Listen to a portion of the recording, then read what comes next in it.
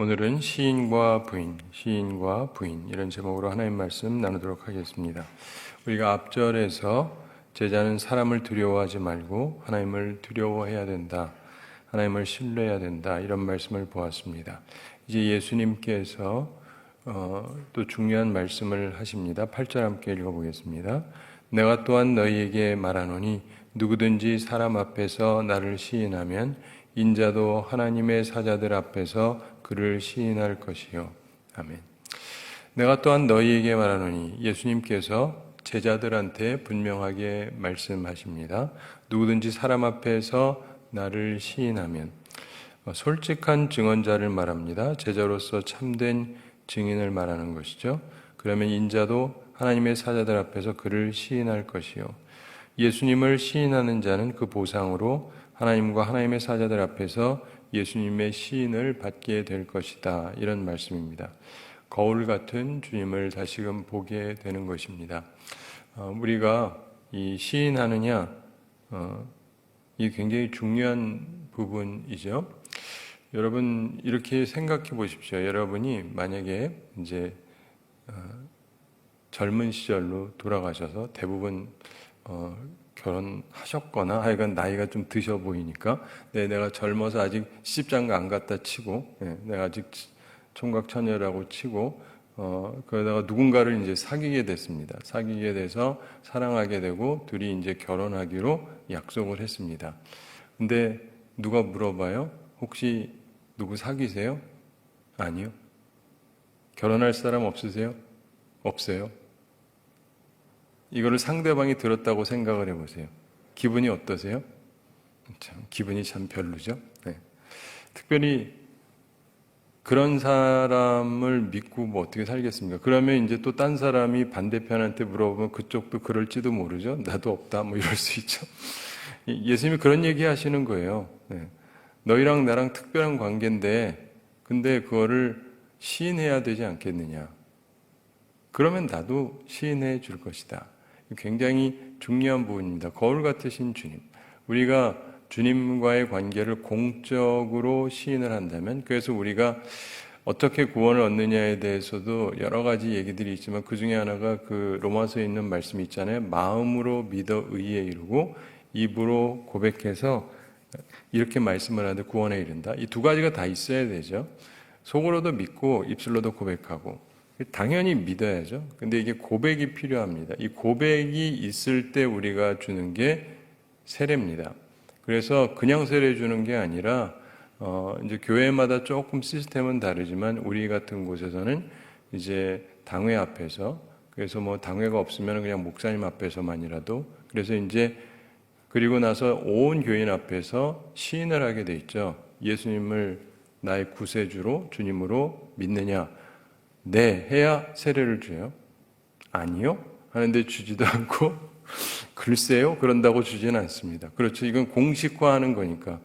결혼식 할 때도 비슷하잖아요. 이 사람을 남편으로 아내로 맞아서 사랑하면서 살겠느냐? 글쎄요? 그러는데 줄 수는 없잖아요. 네, 해야 결혼식이 성립이 되는 거죠.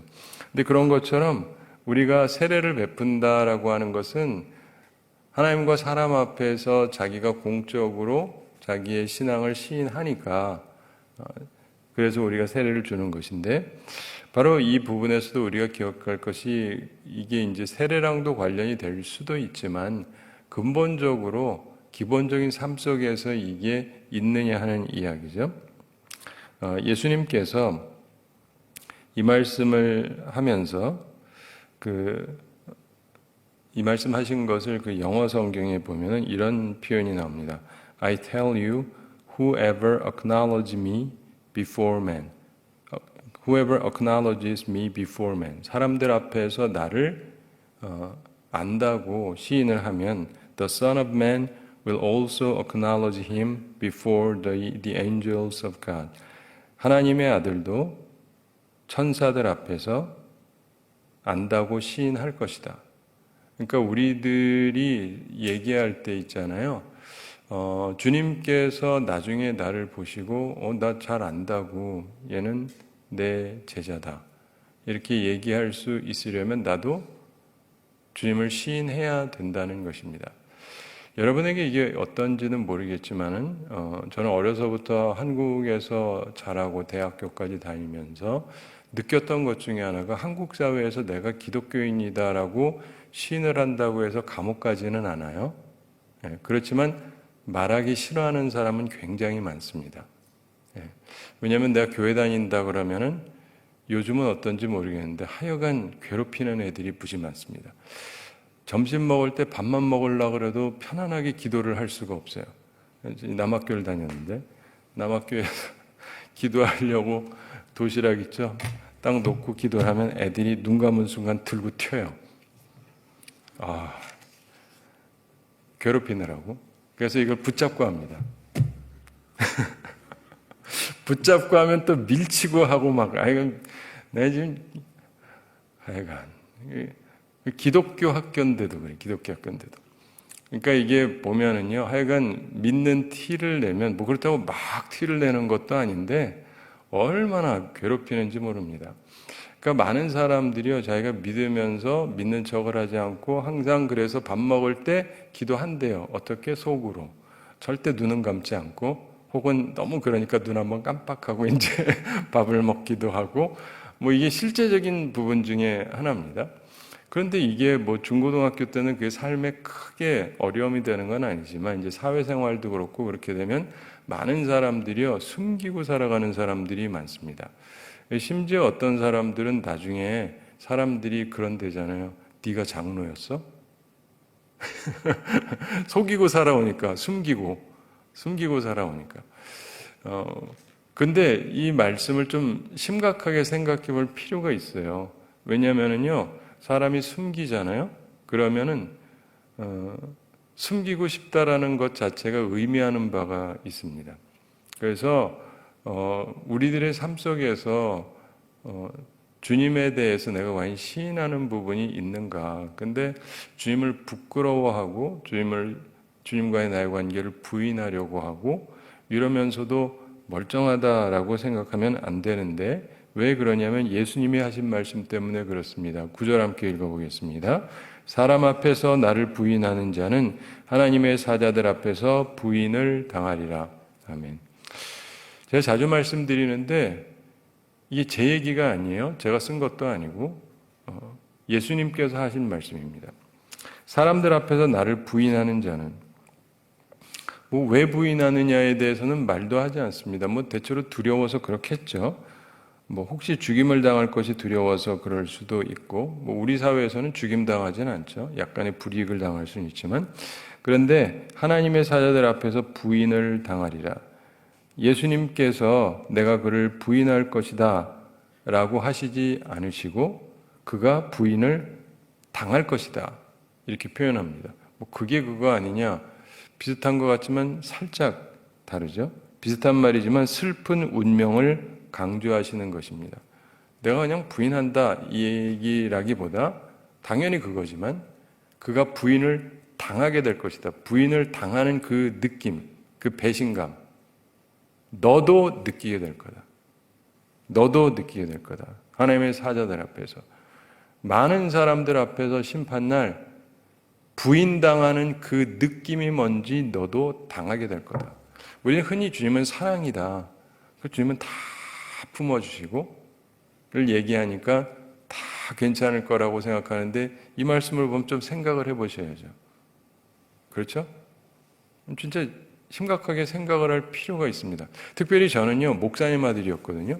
목사 아들이라고 얘기하는 순간 핍박은 더 심해집니다. 교회든 학교든 별로 말하고 싶지는 않아요. 그렇다고 해서 거짓말할 수는 없잖아요. 내가 다니면서 난 목사 아들이다 뭐 이러고 다닐 것까지는 없다 할지라도 적어도 부인을 하면 안 되잖아요.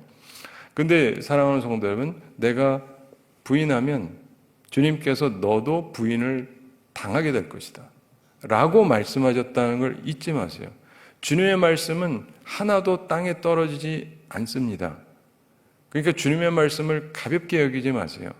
듣고 싶은 얘기만 듣지 말고 내가 해석하고 싶은 대로만 해석하지 말고 주님이 이거 굉장히 신중하게 말씀하신 거거든요. 그래서 우리가 세례라고 하는 격식을 갖고 있는 게 뭐냐면 진짜 내 마음으로 믿고 진짜 사람들 앞에서 신해야만 세례교인이 되고 교인이라고 할 수 있고, 이래야만 찬양도 하고 봉사도 하고 그 무엇이라도 할 수 있지, 그거 아닌 사람은 아무것도 하지 말아요. 교회 안에서. 우린 세례받지 못하면 아무것도 못하게 돼 있어요. 찬양대도 하면 안 돼요. 아무리 노래를 잘 불러도. 어떠한 봉사도 하면 안 돼요. 왜냐하면 예수를 믿는 사람이 아니니까. 이게 교회의 가장 기본입니다. 그렇기 때문에 자기 마음속에서 예수님을 진정으로 믿느냐, 그리고 이게 시인이 돼야 되고, 그 여러 과정을 거치잖아요.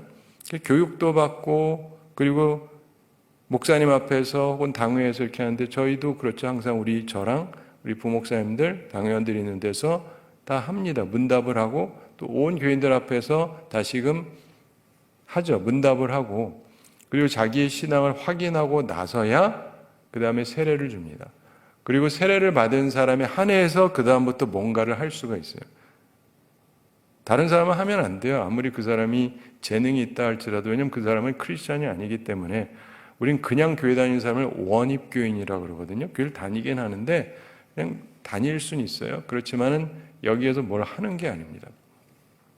그러므로 우리들이 기억할 것은 이 부분을 굉장히 신중하게 생각을 해야 됩니다. 여러분, 이렇게 예전에 고대 유적 같은 데를 찾아다니다 보면은 교회 중에서 오래전에 세워졌던 교회들, 거기 보면 세례선이라는 게 있어요. 세례선. 그래가지고 본당 안에 선이 있어요. 선. 세례 받은 사람은 여기 들어오고 아닌 사람은 저기 서라. 이런 게 있어요. 되게 재밌죠. 성경에 있는 건 아니고 이후의 기독교 역사 속에서 초기 기독교인들에게 그런 게 있었어요. 그래서 세례받지 않은 사람은 어느 선 안으로 들어오지를 못하도록, 세례받은 사람만 들어올 수 있도록, 세례받은 사람만 성찬을 할 수 있잖아요. 그래서 분명하게 고백을 하느냐 그렇지 않느냐의 차이를 항상 두었습니다. 근데 이게 훈련이 되어져야 되는데, 하여간 우리 한국 사회는요, 이상하게 이게 굉장히 약해요. 왜 이렇게 약한지 모르겠어요. 내가 뭐 믿는 거를 뭘 그렇게 부끄러워하는지. 그리고 다른 종교들은요, 얘기 다 해요. 근데 왜 기독교인들만 숨기는지. 근데 다른 종교에서는 꼭 알려야 된다라고 가르치지도 않는데, 근데 우리 기독교에서는 반드시 알려야 된다고 가르침에도 불구하고 왜 이렇게 자꾸 숨기려고 하는지.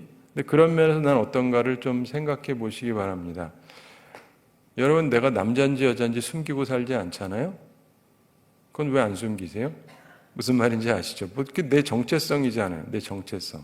그렇다고 한다면 그런 면에 있어서도 우리가 크리스찬이라고 하는 것을 부끄러워하지 마십시오.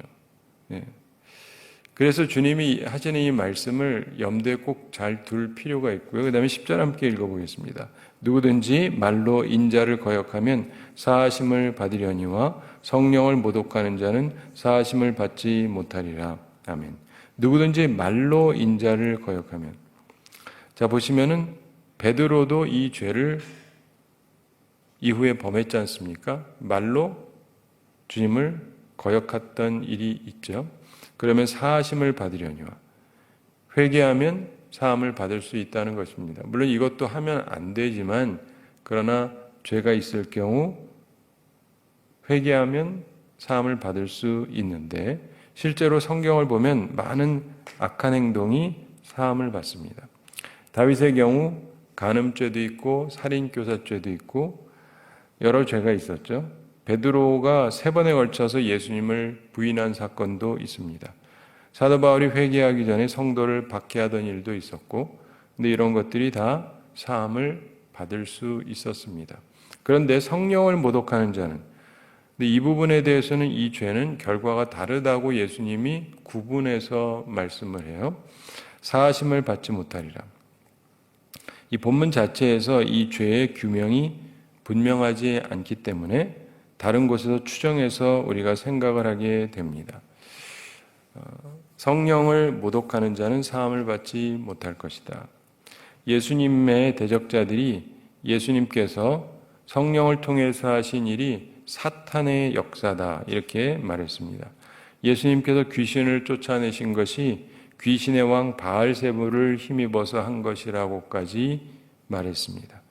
이들은 자신의 죄와 잘못에 대해서 조금도 슬퍼하거나 뉘우치는 모습이 없습니다. 회개의 모습이 결핍되어 있죠. 회개의 가능성이 전혀 보이지가 않습니다. 오히려 마음이 굳어져서 예수님을 그리스도로 시인하지 않고 악한 음모를 꾀했습니다. 이들은 사함받을 수 있는 길로 가지 않으려고 했기 때문에 죄는 사함받을 수 없는 것입니다. 이것은 매우 중요한 부분인데, 살인, 간음 같은 죄를 범한 자라도 소망이 있을 수도 있습니다. 회개를 하면. 그런데요, 사람이요, 마음이 굳어지잖아요. 그래서 성령의 감동, 성령의 자극에 주의하지도 않고 성령의 호소에도 귀를 막으면 스스로 파멸의 길로 가는 것입니다. 회개하는 자는 모든 허물로부터 용서함을 받음으로 절망에서도 소망을 얻을 수가 있습니다. 그러나 성령을 모독하는 자는 회개와 상관없는 자만이 할 수 있는 대범한 범죄를 범하는 것이거든요.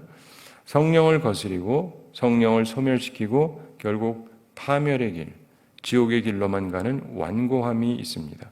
그러므로 우리의 마음을 완악하게 만들지 말아야 하는 것입니다.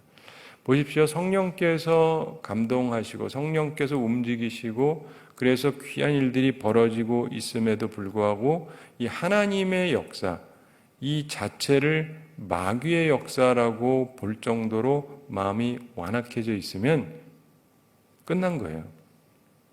여러분 이런 생각해 보셨는지 모르겠는데 예수님께서 귀신 다 쫓아내시잖아요. 그렇죠? 어떤 종류의 귀신도 다 쫓아내요. 그러면 사람들 속에 이상한 생각 가지고 있으면 그거 다 뭐 하실 수 있지 않으실까요? 근데 그렇게 하시나요? 이거를 잘 생각해 보세요. 이 구분하셔야 돼요. 구분하셔야 되는데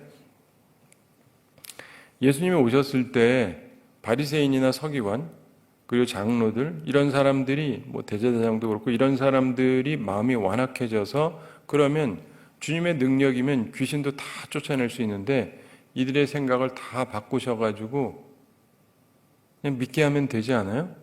근데 그렇게 하시는 걸 본 적이 있으십니까? 없죠. 네. 근데 왜 안 하실까? 여기서 우리가 생각해야 되는 게 있어요. 귀신 들린 거하고요. 요거하고는 좀 다르습니다. 귀신 들린 건요, 데몬 포제스라고 해서 귀신이 나를 잡은 거예요. 말하자면 내가 유괴를 당했어요. 유괴는 내가 당하고 싶어서 당하는 게 아니죠. 당할 생각이 없는데 나쁜 놈이 힘이 세가지고 나를 유괴했다고요. 그래서 날 붙잡고 있어요. 내 힘으로는 어떻게 빠져나오지를 못해서 있는 것이지 내가 좋아서 간 거는 유괴당했다고 그러지 않잖아요. 모든 여성들은 다 유괴당해가지고 그 남편이랑 사는 거는 아니잖아요. 무슨 말인지 아시죠? 근데 자의적으로 결혼하기로 한 거죠. 근데 유괴당한 건 얘기가 틀려요. 내가 원하는 게 아니에요. 그래서 주님께서 이 원인을 제거하시면 괜찮아져요. 그렇죠? 귀신을 쫓아내면 나는 귀신하고 같이 있고 싶지 않으니까 괜찮은데 진짜 문제 있는 사람들은 뭐냐면요. 온갖 악한 걸 자기 스스로가 받아들인 사람이에요. 악인을 내가 좋다 그러는데 악마를 내가 좋다 그러는데 이건 약간 별개 문제란 말이죠. 이들이 갖고 있는 그 사악함은요. 마귀가 좋다, 마귀가 어쩌고 이게 아니고 자기 스스로가 이걸 받아들인 거예요. 그래서 우리 좀 이게 성경 얘기는 아닌데 옛날에 보면은 드라큘라라고 해가지고 뭐 소설이 있었잖아요. 웃기는 건 아니지만 무시무시한 뭐 이렇게 해가지고 사람 피를 빨아먹는 뱀파이어가 있다. 뭐 그런데 그 소설에서 이제 그냥 만든 얘기지만은 이제 주로 뱀파이어가 남자인데 여자들을 이렇게 목을 이렇게 물어가지고 피를 3번 빨아먹으면 이제 그 여자도 뱀파이어가 된다. 뭐 이런 소설 얘기인데 거기서도 보면 있잖아요. 여자가 거부하면은 안 하게 돼 있어요. 자기가 받아들이면 3번 그러면 그 다음엔 완전히 자기도 뱀파이어가 되는 거예요. 그러니까 이 속에서도 우리가 일종의 이 기독교 사회이기 때문에 약간의 그 생각이 있는 거란 말이에요. 어떤 사람들은 자기가 악한 생각을 스스로 받아들여요. 어떤 사람은 아닌데 요놈이 힘이 세서 나를 잡은 거고 그게 귀신에 들린 거고 데몬 포제스라고 해서 귀신이 나를 소유한 것이고 근데 이건 주님께서 깨뜨려 버리시면 괜찮아요. 근데 그게 아니라 자기가 그러는 건 길이 없어요. 생각해 보세요. 어떤 여성이 있는데 이상한 남자가 있어요. 그 남자한테 끌려간 경우는 그 남자를 제거하면 끝나지만 이 관계를 깨주면은 돌아오지만 자기가 좋아서 간 사람은요 다시 가요. 자기가 좋아서 그 사람이랑 사는 거니까. 그렇죠? 자, 일로 오세요. 데리고 오면 그냥 있겠어요? 가지. 또 가죠. 왜냐하면 그 사람한테 자기 마음이 가 있으니까. 그러므로 성령을 회방한다. 성령을 모독한다. 이게 뭐냐면 스스로가 그렇게 작정을 한 거예요. 그래서 이 사람들은 회개의 여지가 없어요. 네, 그게 차이예요. 사람이 회개하면 돌아오겠죠. 그리고 진짜 뭘 모르고 그랬으면 돌아올 수도 있겠죠. 사도 바울도 약간 그랬던 것 같긴 하니까. 근데 많은 경우 돌아서지 않는 이유가 뭐냐면 자기 스스로가 결정을 했기 때문이에요. 자기 스스로가. 아까 말씀드린 것처럼 우리가 기독교인이라고 어려움을 당하잖아요. 어려움을 당하는 경우에 누가 우리를 괴롭힙니까? 누가 뭐 괴롭히라 그래서 그래요? 지가 알아서 괴롭히는 거지. 그렇죠? 지가 알아서 괴롭히는 거지. 예? 마음이 악한 거예요. 예, 자기가 기독교인들 괴롭히려고 그러는 사람들. 그러면서 자기 스스로가 돌이킬 마음이 없는 사람은 그걸로 끝인 거예요. 근데 예수님께서 그런 사람에 대해서 또 얘기를 하시는 거죠. 주님을 섬김에 있어서 그냥 평안하기만 한 게 아닙니다. 편안하기도 하지만 또 우리를 괴롭게 하는 자들도 있고 또 어떤 자들은 자기 스스로가 결정을 한 것이기 때문에 성령을 모독하면서까지 하기 때문에 우리의 온갖 좋은 것조차도 악하게 얘기하는 사람들이 있습니다. 이런 사람은 사함을 받지 못할 것이다. 실제로 사함을 받을 수가 없는 게 이 사람들은 사함을 받을 생각이 없어요. 그런 생각 해보셨는지 모르겠는데 우리가 주님이 사람들을 용서해 주라 그러시잖아요. 근데 이거죠. 누가 나한테 잘못을 했어요? 미안하다고 사과를 합니다. 그럼 내가 용서해 줄 수가 있어요. 근데 상대방이 잘못 안 했대요. 그럼 내가 용서하는 게 가능합니까? 그게 무슨 용서가 가능해요? 저쪽은 자기가 잘못 안 했다는데. 잘못 안 했다는데. 잘못 안 한 사람을 무슨 사함을 주고 할 수가 있어요? 할 수가 없죠. 그러므로 우리의 삶 속에서 이 완악함의 끝판왕이 바로 그런 거예요. 자기는 잘못이 하나도 없다. 이거 굉장히 무서운 거예요. 나는 항상 옳다. 이거 진짜 무서운 거예요. 여러분 속에서 나는 항상 옳다. 내 생각은 항상 옳다. 내 판단은 항상 옳다. 이러면 굉장히 위험한 사람이에요. 그 사람이 누구든 어린애든 어른이든 못 배운 사람이든 학자든 상관이 없습니다. 굉장히 위험한 사람이에요. 그런 생각은 하지를 마십시오. 우리의 마음속에 항상 겸손함이 기본적으로 있어야 됩니다. 자, 말씀을 맺으면서 생각할 게 있습니다. 여러분은 사람들 앞에서 예수님을 어떻게 나타내고 있는가 한번 생각해 보시기 바랍니다. 예를 들어서 식사할 때 절대 기도 못하나, 예수 믿는 것을 알리는 것이 부끄러워서, 이렇다면 좀 위험한 거죠. 우리가 살아가면서 보면은 물론 뭐 어떤 사람들은 남에게 뭐 피해를 주면서까지 막 크게 기도하는 사람은 또 조금 생각해 볼 수 있을지는 몰라도 그런 거 말고 기본적으로 우리가 예수를 믿기 때문에 기도하는 게 무슨 상관입니까? 근데 그것도 못하겠다. 그것도 못하겠고 그 밖에도 많은 부분에 있어서 말을 못하겠다. 우리 한국 사회는 특별히 술 문화도 많잖아요. 그래서 술 마시라 그러면 나는 기독교인이어서 못 마시겠다. 이 말을 왜 못하는가? 사회생활에서 손해를 볼까 봐? 사랑하는 성도 여러분, 나는 어떻게 사람들 앞에서 예수님을 나타내고 있는가? 우리가 완벽해야 된다는 게 아니에요. 우리가 무슨 완벽한 사람이 아니죠. 그렇지만 내가 예수님을 믿는 사람이고 예수님을 따르는 사람이라는 것은 나타내는 것이 합당한 것입니다. 그럼 주님께서도 내 편을 들어 주시겠다는 거예요. 그리고 너도 내 편 안 들면 나도 네 편 안 들겠다. 너무나 많은 사람이 주님 편 서보지도 않고 왜 주님은 내 편에 서주지 않으십니까? 주님이 서셔야 될 이유가 뭡니까? 주님은 왜 내 기도를 안 들어주십니까? 사람들 앞에서 자기가 예수 믿는다는 것도 표시를 잘 안 하고 왜 제 기도 안 들어주십니까?